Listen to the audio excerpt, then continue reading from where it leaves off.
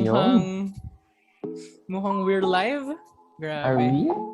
Are we live? Mukhang live na tayo, guys. Halaga eh. So ano ba? Bakit ano ba meron? Oo nga, ano ba to? Bigla na lang ako napunta dito eh. Ano ba yun, Ivan? So alright, welcome sa ating mga listeners at syempre sa mga nanonood po sa atin sa Facebook or sa YouTube. Welcome din sa inyo. Pero special place sa aking heart yung mga audio listeners. Welcome sa ating The Medyo Late Night Show Podcast Edition. Grabe, may podcast na tayo. Bago ah. Oo nga eh. Tungkol saan mga yun to? Bruh. So, this month meron tayong 2-part series and ang tawag ay Balanced Life, Paano po yarn? Paano po yarn? Oh? Paano nga ba yun, pre? So, syempre, itong podcast natin, for sure. Syempre, kung tayo lang mag-uusap, wala tayong content. So, meron tayong guest ngayong gabi, no? Yes, Pakilala meron tayong mo, special guest mamaya. Pero bago na ipakilala yung ating special guest, may nakakalimutan tayong ipakilala. Sino ba? Ating sarili. Ayaw nga. Buti pinaalala mo. So, ayun. Hello guys. Ako si Mickey. And Ivan. Ako naman, si Ivan. Ang iyong poging host. Ikaw, ano yung ano mo? Anong tawag sa'yo? Sila na bahala, pre. Saan ko poging Pero host? alam ko na sa sarili ko yun kung ano ako. Okay, alright. So, meron tayong special guest for tonight. So, ang special guest natin ay walang iba kundi si Kuya Glenn Gaya. Yun, palakpakan naman natin. Palakpakan natin, guys. Come on, guys. Hello. Hello, welcome. Welcome sa akin. Hello mga katimis. Yes, katimis. Katimis. Ang hirap ng TMLNS eh. Hello na lang mga katimis. Hello. Hello sa ating poging host. Tsaka sa ating romantikong host dyan, si Sir Mickey. Hello po. Thank you po, thank you. Salamat po sa pag-anyaya sa akin dito sa inyong podcast. Welcome sa inyo, Kuya Glenn. So, ang topic kasi natin for tonight ay grind culture. So, siguro, ano nga ba ang grind or hustle culture? So, nag-search ako sa internet kasi, guys. So, ang grind culture nga daw, it is the idea that status is achieved by always being on and available. No matter where you are or what you are doing, you're hustling. You're reachable. The first thing you do when you wake up is check and respond to email. So, yun yung isang definition daw ng grind culture. Ikaw, Mike, may nahanap ko bang definition ng grind culture? Nakita ko kasi, as far as I'm familiar, kasi medyo familiar ako dyan. Minsan, naririnig natin siya madalas sa social media, kailangan natin mag-grind, hustle. Eh, madalas nagiging lifestyle siya. I think, yun yung isa sa mga, nagiging parang lifestyle siya sa atin na pinapriority natin sa buhay natin, 'di ba? Na kailangan puro work, 'di ba? Kailangan kailangan ma-achieve natin 'to and di tayo magi-stop, 'di ba? Kaya grind, 'di ba? We don't stop until we achieve that goal. So, I think yun yung grind culture na nakita ko. And ngayon, tanong naman natin si Kuya Glenn, no? Kuya Glenn, for you. Yes, I agree dun sa sinabi ni brother romantikong host Mickey. Pero legit, like, totoo yung sinasabi na yung grind culture is really like a lifestyle. It is a lifestyle where people, katulad ng sinabi ni host Ivan natin na you always say yes to everything, but at the same time, it is a lifestyle. Why? Because you are grinding in order for you to achieve something. And yun yung common culture ngayon ng mga kabataan, not just at work kapag nagtrabaho na sila, but even sa school, nag-grind sila ng grind, aral. Ito yung mga pag nag-hashtag sa Instagram or nag-story, mga hashtag team no sleep, na ganyan. Yun yung, if I'm not mistaken, on your generation, that's the kind of grind culture na meron kayo. Yes. And, evident siya hindi lang sa mga ganun, no? Especially kung nakikita sa mga games, no? I think kung familiar tayo, I think everyone plays naman any kind of game, di ba? Pero if makikita natin, no, ano yung game na yun, bro? Yung parang, yung play to earn ba eh? Game play to earn? Something? Axie ba yun? Axie. Diba? Yun, diba? Parang best example of kung paano na-implement yung grind culture. Kasi kailangan may grind yun, di ba? For you to be able to get money from it. So, yeah, one of the best examples talaga yun. Yeah, that's the goal eh. Parang even in ML, sa Mobile Legends, sa mga naglalaro dyan. By the way, sama kayo sa amin, naglalaro kami. Wala ko yun ni Miguel nyo. Pero kapag kunwari, we want to achieve, mag-end season na. Tapos gusto namin ma-achieve yung mythic or yung legend na na level. Sabi namin, tara, grind tayo tonight. Because ibig sabihin lang, you're grinding, ibig sabihin, you're pushing enough or you're doing a lot of, you're allotting your time towards that para ma-reach mo yung isang goal mo to achieve, parang ganon. Right.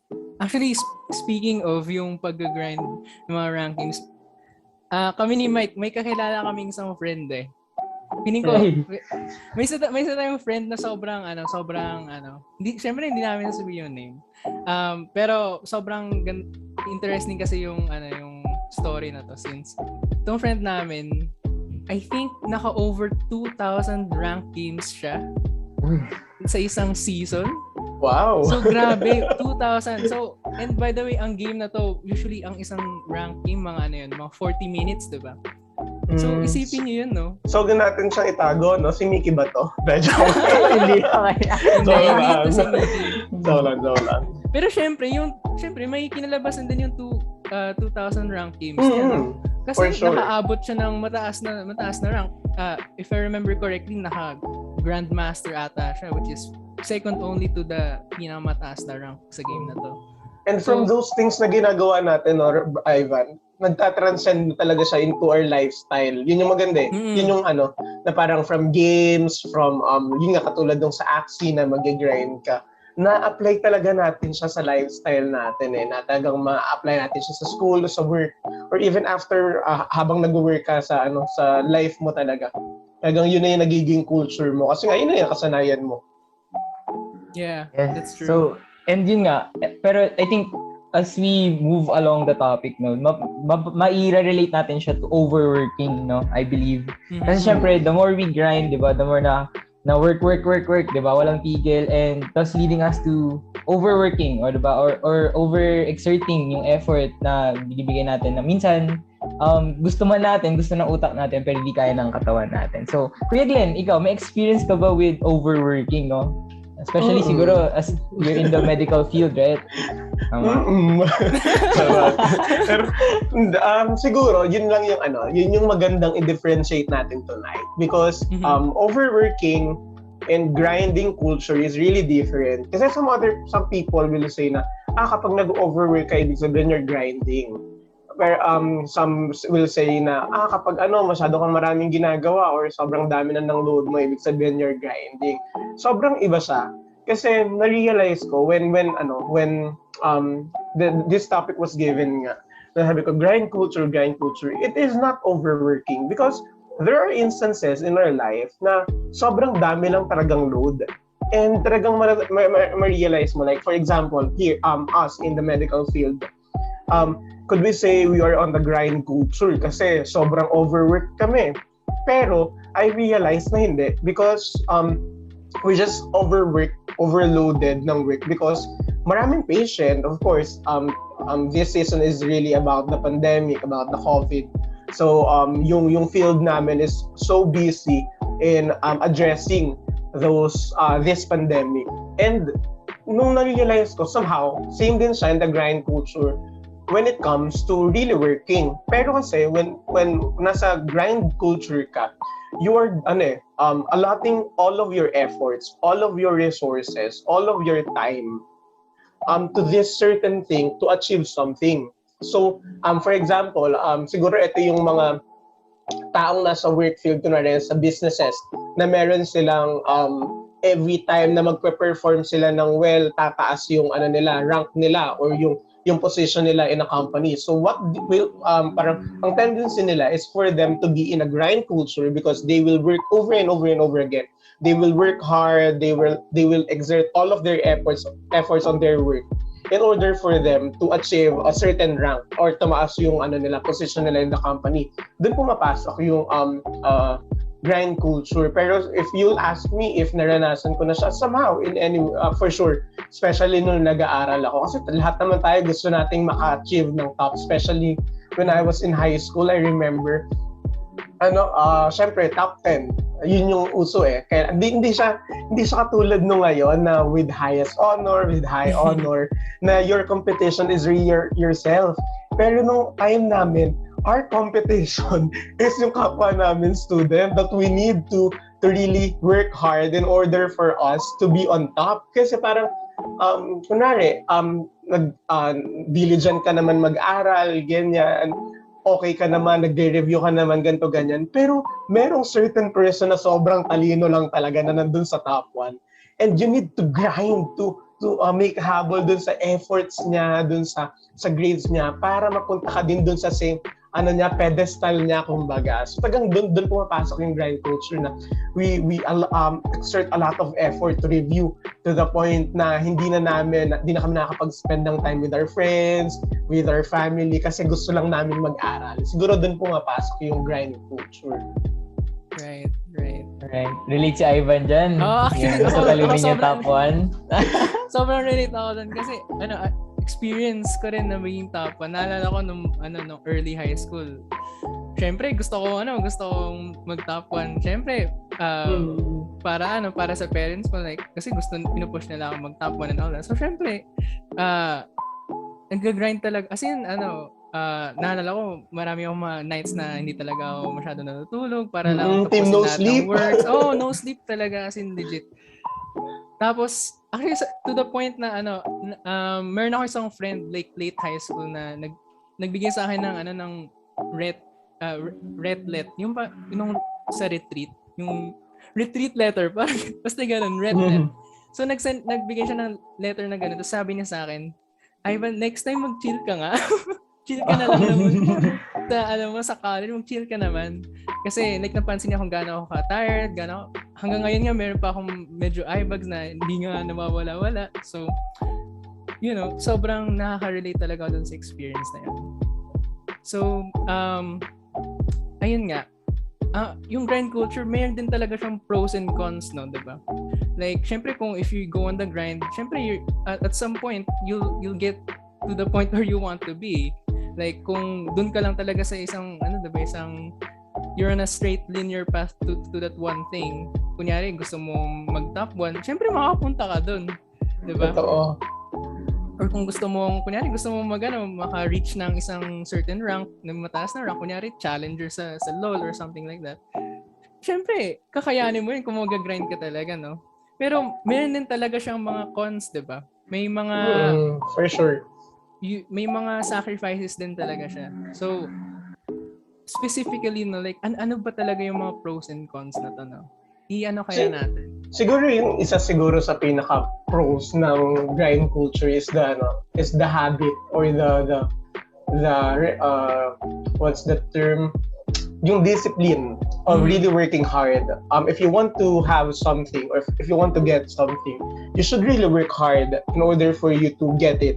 Kasi totoo naman in our society, in life, you couldn't get something naman ang hindi mo pinagtatrabahuhan. Siguro that's the one thing na sobrang positive when it comes to grinding. At the same time, makikita mo na may focus ka, may priority ka really in life. At least makikita mo na may gusto kang papuntahan, kumbaga may goal ka to reach and hindi ka settling for less. And yun yung maganda nga pala sa sa generation nyo. Kasi sa generation namin, lumaki kami dun sa kind of school na kapag nakagraduate ka, you will be successful.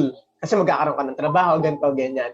Pero what's good in your generation, lalo sa inyo, Miki and Ivan, kasi syempre, Gen Z na kayo, millennial Gen Z, di ba? Nandun kayo sa generation na in order for you to be successful, hindi necessary kailangan mo makatapos ng pag-aaral, but you really need to work hard for it. Like a lot of students right now, sobra akong na-amaze. Hindi ko sinasabing hindi mahalaga mag-aral kayo, utang na loob. Mahalaga yan, importante yan. Pero ang culture kasi right now on the Gen Zs is that hindi lang yun yung ticket mo in order for you to be successful.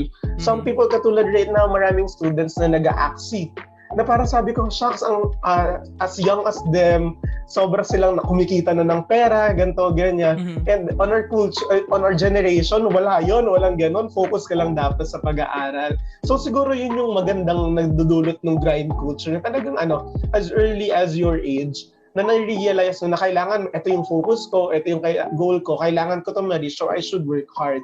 But at the same time, meron din talagang mga downside dito. And for sure, ikaw, Mickey, ano yung mga downside na na-experience mo regarding dito? I think one of the most evident na cons niya is burnout. No, I think most of us can relate to this, especially this pandemic. No, kasi yun nga, we really can't. The problem with grind culture kasi is we tend to parang na-stress natin sarili natin kasi we really want to achieve that goal and no one can, parang nothing can stop us, 'di ba? Parang ganun. And from that, doon nag-i-stem yung unti-unti habang unti-unti mo na-reach yung goal mo. Unti-unti ka naman nababurnout. Nafe-feel mo, na worth it pa ba to, 'di ba? Itong pinopursue ko, 'di ba? Nakakapagod na and everything, 'di ba? It goes in our mind and we constantly think about it. And yun yung nagiging problema kasi before, 'di ba? Even before the online era, we can distress easily.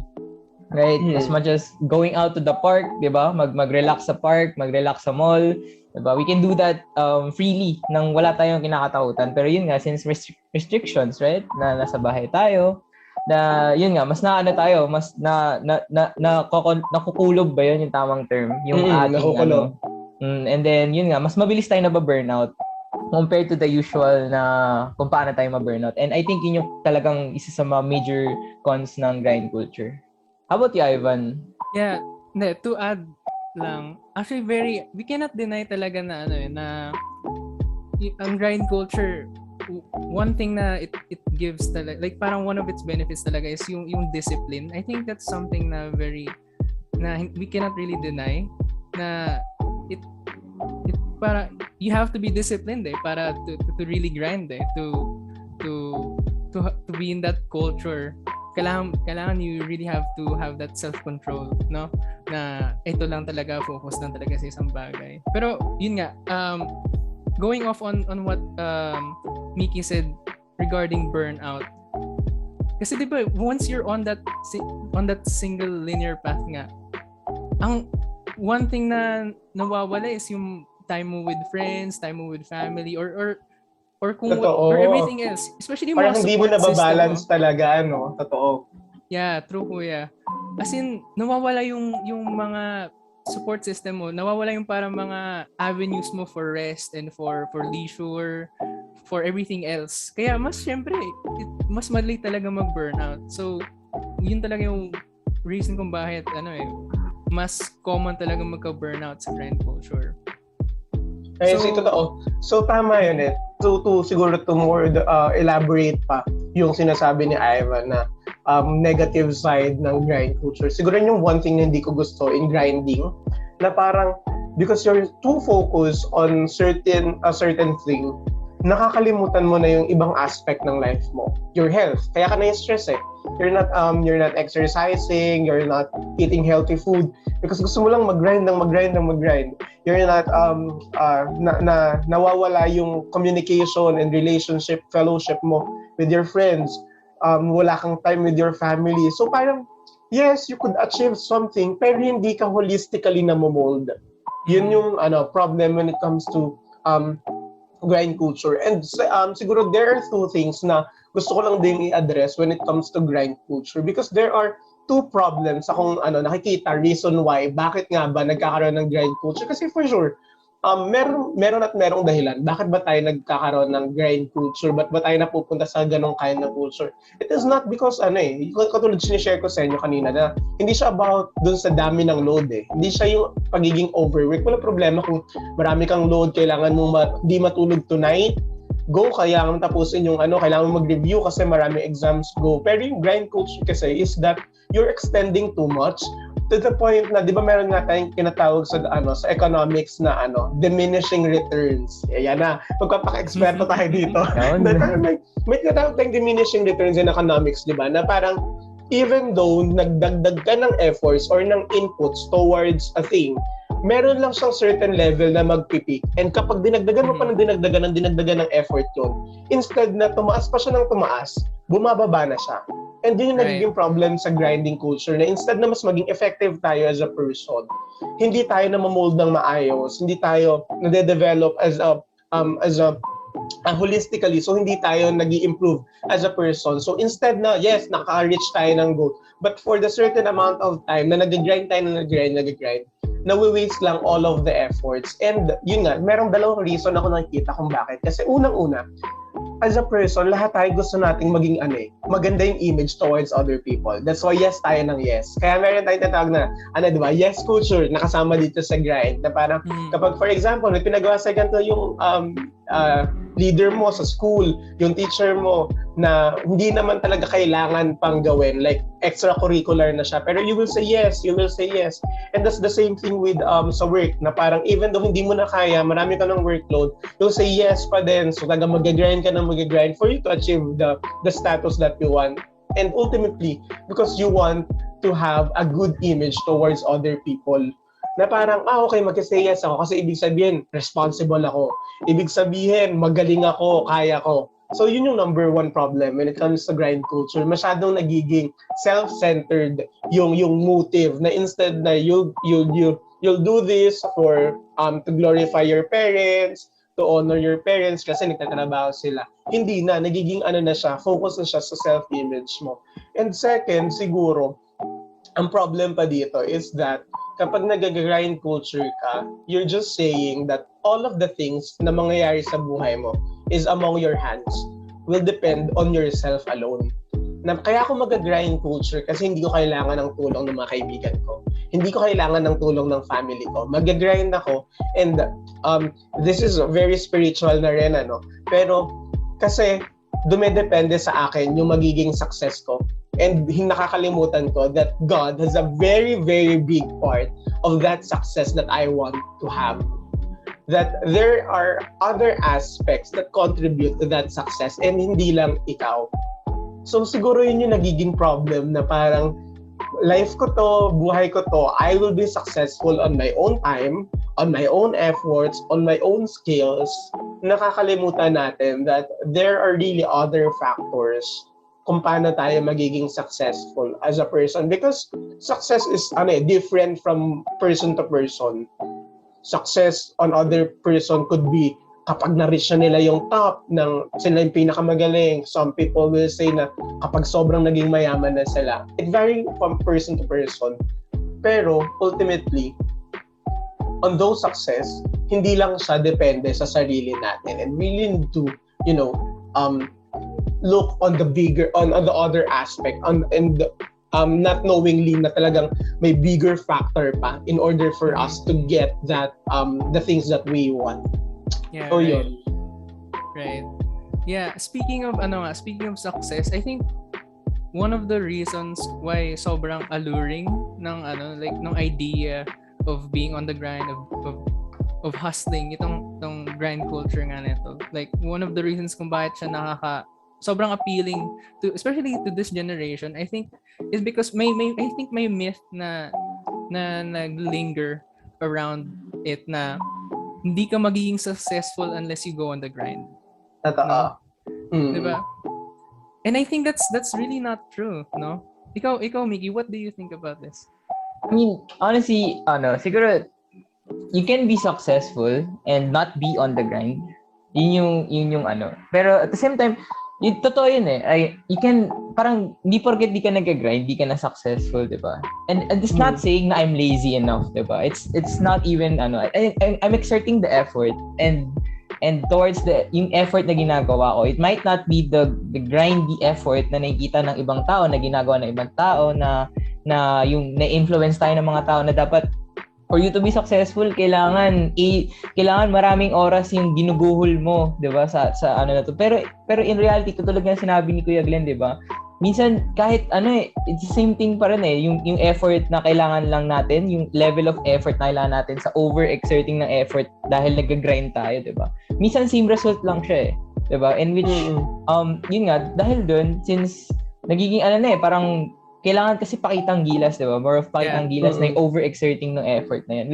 Which in reality, hindi naman natin kailangan. If hindi natin siya kailangan, kung wala naman yun sa iniisip natin, ganyan, and gusto lang talaga natin ma-reach yung goal na yun, no, without at least pleasing everybody, di ba?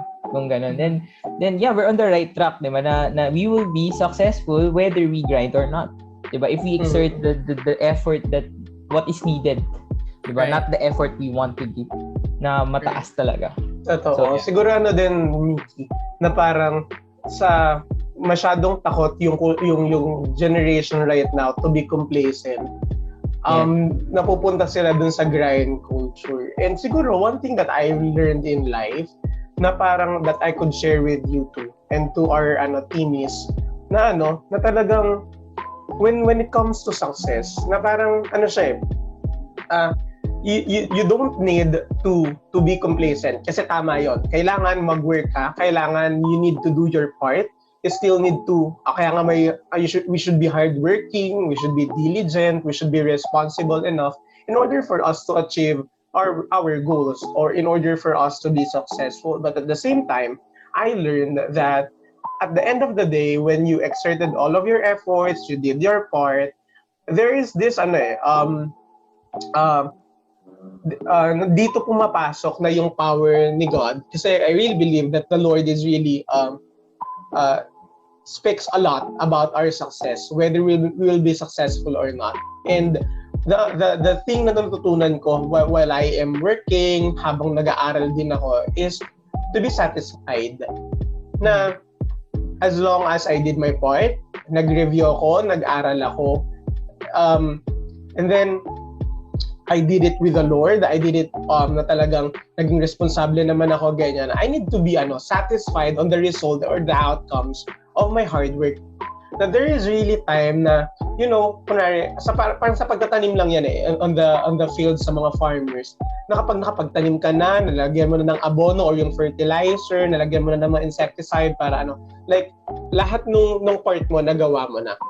You will leave it to the plant for it to grow.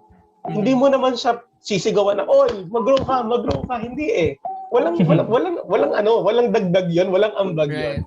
Pero leaving the rest to someone that is really higher than you is really something na talagang alam mo na yung success at the end of the day is really not about attaining something or gaining something, but it is you experiencing yung buong process. That's the blessing And at the same time, yung growth, yung learnings from those experiences, actually yun na yung pinaka nagiging reward natin in life. And siguro to share na lang din with you, especially mga students pa kayo. Nung nag-aaral ako, sobrang takot ako bumagsak. Yun naman nga tayo. Yun naman yung kinakatakutan natin. Lahat tayo takot bumagsak. But when I ask my sister, when I ask my mom, ate, mukhang babagsak ako. Kasi parang dumating ako dun sa parang from elementary to high school, laging nasa top 10. Never ako nagka-line of 7, ganyan. Tapos college, ganyan. 4th year college. Last sem na. Sabi ko sa sister and mom ko, like, mukhang babagsak ako dun sa isang subject. Parang nakakalungkot, nakaka-discourage. Pero ang tanong lang sa akin ng ate ko, may natutunan ka ba dun sa subject na yon? And I can say na I really learned a lot. Sabi ko, mahirap lang talaga siya. That's why I think magfe-fail ako sa mga exams and all. Pero I really learned a lot. And sabi niya, then that's enough. That's very good. Kasi that's the thing that we need to understand. Hindi siya, success is really not about attaining something or being on a pedestal or achieving something that you are really higher than other people. But really learning and getting wisdom, growing as through the process, yun na yung reward and success that we could really attain. Because in life, hindi mo naman maisusupalpal sa mga tao na top 1 ako, ito yung medal ko, hindi Pero on those process, while you are achieving those things, ano ba yung natutunan mo? Are you satisfied na ikaw as a person nag-grow and nag-learn and you really became wise as a person? And that's siguro yung pinakamagandang matutunan natin when it comes to grinding and we're really working hard. Nagsiseryoso tayo dun Yun nga eh. Right. Yun nga, and that's yun yung fun part, diba? Learning from the process itself. Sometimes kasi we tend to overlook that the only result na dapat na makukuha natin is yung pinaka-result, diba? And yung learning natin na dapat yung result lang, dapat dun lang ako mag-satisfy. But in reality, diba, we can learn more from the growth, from our growth itself, diba? From the process of yung ma-reach natin yung goal na yun, diba? And we've seen movies from that, diba, na parang why do I need this result if I've learned enough from the process itself? Parang ganun, diba? Nagiging mas priority natin yung growth natin, which is I think far more important than the result talaga. Since sabi nga ni Kuya Glenn, diba, the result, ano lang yan eh, part-time lang yan, kaya may flex yan sa first months, first hours, first weeks, diba? Pero pag ba 70 years old ka na, sasabihin mo sa apo mo, alam mo, anak, top 1 ako nung grade 1, diba? Parang hindi na, diba? Totoo. Pero yung natutunan mo sa process na yun, kaya mong i-share eh, diba? Yun yung fun part, diba? Kaya mo siyang i-pass through din na this culture, this grind culture has helped me understand myself more, yung growth ko sa person, and you can pass it as well to other people, and yun. So, I think that's the fun part about it. How about you, Ivan? Yeah. Actually, very interesting nga yung binanggit kanina ni Kuya Glenn na yung illustration na ginawa ni Kuya Glenn about yung planting seeds and yung sisigawan mo ba siya like para mag-grow ka na bigla, like it really makes you realize na success, or anything really, it takes time. I think another reason kung bakit napaka-appealing ng grind culture sa atin is like marami tayong nakita mga sobrang young popular people na ka-age lang natin and all that na, grabe, they're so successful already. Tapos like tayo, like tinitingnan natin sarili natin, like, bakit ganito lang tayo? And I think maganda yung binanggit rin ni Kuya Glenn na you are already enough like be satisfied with your growth, with who you are right now, diba? I think we should learn to be to appreciate being in the moment, life is a journey nga, diba? Totoo. Parang hindi naman natin ini-encourage yung pagiging complacent, but at the same time working so hard or really grinding and forgetting other things in your life is not really acceptable as well. So, parang hindi din pwede na nagsisettle tayo for mediocrity. Parang ganun. We should always reach for what is excellent, what is great, diba? But I hope that when we are doing or we are really working for that greatness, for that goal that we want to achieve, talagang hindi tayo maging complacent, but at the same time hindi natin makalimutan lahat ng kailangan nating matutunan sa process na iyon. So yeah, I guess ano pa yung mga pwede nating pag-usapan regarding this? Right, ano nga ba, Ivan? Finally, since we've talked so much about grind culture already, as in ang dami na natin pinag-usapan, no? I think one last thing siguro, I think one thing na very practical and I think ma-apply ng mga listeners and mga viewers natin is how do we find rest in this career-driven culture, no? I see. Ikaw, Mickey, especially right now, kayo nasa situation na pagiging student. Right. I think first na kailangan, feeling ko as a college student na most of us can relate to is that should really find the time na to take, like, huwag ka muna tumingin sa computer mo, sa laptop mo, go read some book, go find other hobbies to be able to, kasi minsan kasi yung pahinga yung pinaka na-disregard yun yung, dahil nga kailangan grind natin to, kailangan tapusin natin to, ganyan, nakakalimutan natin na yung kailangan natin magpahinga, diba, yung katawan natin. Again, kahit gustong-gusto ng utak natin yun, if our bodies don't cooperate, then wala rin, diba? Right. Kumbaga parang nagta-type ko pero ang lamya mo mag-type, which is wala ka ring nagawang progress, diba? At yun yung nagiging problema. So I guess it's important na ma-distinguish natin na eto, okay, limit na yung katawan ko. It's not about the brain kasi yung brain natin kaya yan magtuloy-tuloy diba? Pero yung katawan natin, we have to take care of our body. For paano ba? Minsan, give us, kunyari, di naman sinasabing we should stop doing everything, di ba? Minsan, pahinga tayo 15 minutes, And one of the things na naging efficient for me, especially exam seasons, no? Yes, okay mag-review ng buong gabi, pero if you've given enough time for rest, for example, 1 hour review, then 15 minutes rest, diba? Not only are you parang giving your body rest, but also your mind para ma-process mo yung nare-review mo. And I think ma-apply natin siya na talagang important yun, na we should allot time to rest physically sa body natin. And it can be humiga, pwedeng makipag-usap ka sa friends mo kahit papaano para kamustahan lang, 'di ba? And again, it's nothing important as long as you're disciplined enough, 'di ba? To acknowledge na okay na yung kamustahan natin, bro. That's it for tonight, 'di ba? Aral mo na ulit, and then later on, tuloy natin pinag-usapan natin, you know? And yun, tuloy-tuloy na yun magiging chain reaction yun hanggang sa hindi mo mapapansin, 'di ba, na kahit na balance ilang araw ka pa 'di ba? Kahit ilang araw ka nagka-grind, parang di mo ramdam yung pagod. Diba? Mararamdaman mo siya pag tapos na lahat talaga. Like, alam mo nang willing na yung magpahinga yung buong katawan mo. Totoo. Maganda yung sinabi ni Mickey, tol, Ivan, na nag-grind ka pero hindi mo nararamdaman yung pagod. That doesn't mean na hindi ka napapagod kasi kulang pa yung grinding mo. Pero siguro, the key here kasi is that some people would say na in order for you to have a balanced life, kailangan magkaroon ka ng tamang time management. Kailangan alam yung priority mo.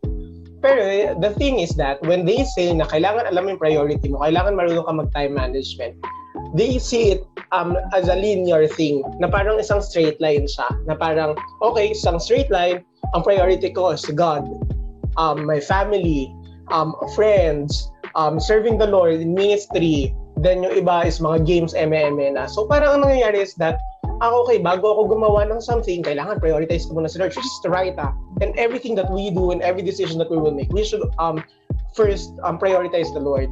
Pero nakikita nila ito as linearity na parang, okay, hindi mo na ako mag-spend ng time with the family kasi nagka-quiet time ako. Tama ba yun? Hindi eh. Okay, hindi mo na ako mag-spend time sa trabaho ko kasi, sa trabaho ko or sa school ko kasi mag-spend time ako with my family. Yun yung priority ko, family muna. Outing muna kami bago mag-school. They see it linear yung pagkaka-view nila in their priority. But if you will look upon it, it is really like a fountain na may iba't ibang level. It is really like an umbrella. Parang may fountain, gaganyan, and then another fountain, gaganon. So, ibig sabihin, what I mean about the illustration of a fountain is that, like for example, your ministry, it is enveloped or umbrellaed by your family, by your school, and ultimately by the Lord. So, ibig sabihin, all of the things, kunwari, when you do something, mag-spend ka time with your family. Since ang priority mo is si Lord, what would you do and what would you ask yourself is that, how would I glorify the Lord in serving my family? At work, at school, in your situation, your school, sa amin, at work, how would I serve my company or my workplace in order for I to bless my family and to glorify the Lord? Kasi nakakalimutan ng some people, like especially at work, nakikita ko nung nag-uusap kami ng mga workmates ko, nade-drain sila, napapagod sila. And in your case, for sure maraming estudyante nade-drain, napapagod. Because they are studying, and on our case, they are working because for the sake of working. Sobra nilang hinihiwalay-hiwalay yung buhay nila. Unlike na parang nagtatrabaho ka para saan? Para ma-providean yung family mo or makapag-serve sa family mo. Bakit mo gusto mag-serve sa family mo? Because you want to glorify the Lord ultimately. And in order for you to have a balanced life, you need to have a clear grasp that everything is under the umbrella of the Lord. In order for you to have a balanced life, you need to have the right perspective of what is your priority. But at the same time, really working on the things that is on your plate right now. If you have a lot of school, there's no problem in working hard. But ultimately, you have that kind of mindset na ginagawa ko to in order for me to honor my parents because I love them, I respect their hard work, and ultimately, I want to glorify the Lord. Why do you want to play games?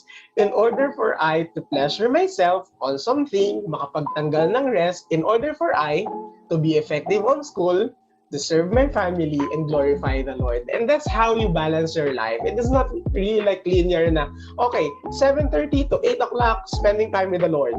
8 o'clock to 9 o'clock, I will spend time with my family. 9 o'clock to 10 p.m. na, mag-aaral na ako. Hindi siya ganon. It is really like a fountain that is umbrellaed on the certain priority that you have in your life. And ultimately, I hope that it is really the Lord that is on top of that umbrella, because everything will fall in place if the Lord is really there with you on that process, on that grind culture that you have. Yes? Grabe. Grabe yun. Grabe. Thank you, Kuya Glenn, for really driving the point home. Grabe. Sure. Si Lord Yes. talaga. Grabe. Totoo. So, sa mga Alright. hindi pa nakakilala kay Lord dyan, kilalanin niyo na siya. He's always available. Dial. Charot. That's right. Anyway, I think that's it. Grabe. Yeah, Thank you so much, Kuya Thank Glenn, you. for being a guest on our very, very first podcast. Thank you. episode ng Sobrang the Medyo sarap. Late Sarap Night ng Show. conversation. Mga ka-teamies, I hope you enjoyed. Come on. Thank you. Alright. Thank you for inviting me. Yan, Really learned a grabe. lot as well from you guys. Ayan, thank you rin, Kuya Glenn. Very insightful. Ang daming insights na pwedeng iuwi, no, ng mga audience. Right. And yeah, no, Ivan. So again, thank you, Kuya Glenn, for joining us this evening, no, sa ating TMLNS podcast edition.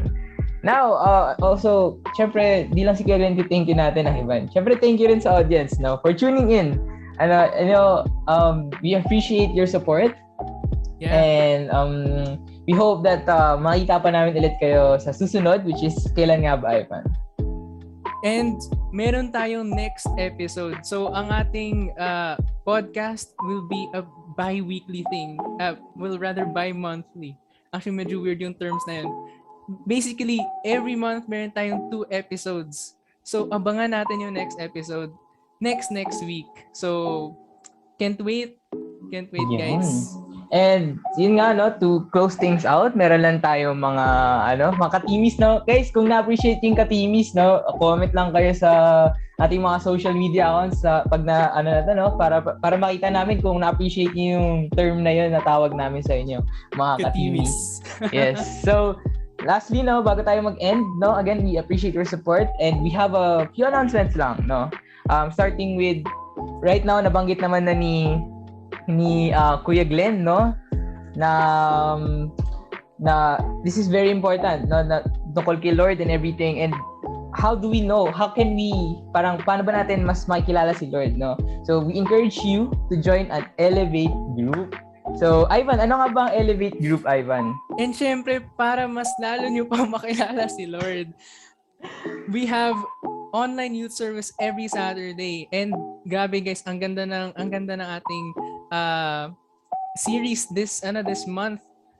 And it is called In Every Season. It is our love series. Grabe, love. Yun, love. Grabe, isa pa nga. Love. Ayan. So ayan guys, it's online youth service every Saturday, 7:30 p.m. So ano pa ba, Miggy? And lastly, no, wag natin kakalimutan, Miyerkulets naman, no, every Wednesday. Ang title naman ng series natin is Pumapag-ibig, no? Kung si Ivan ay love, ako naman Pumapag-ibig.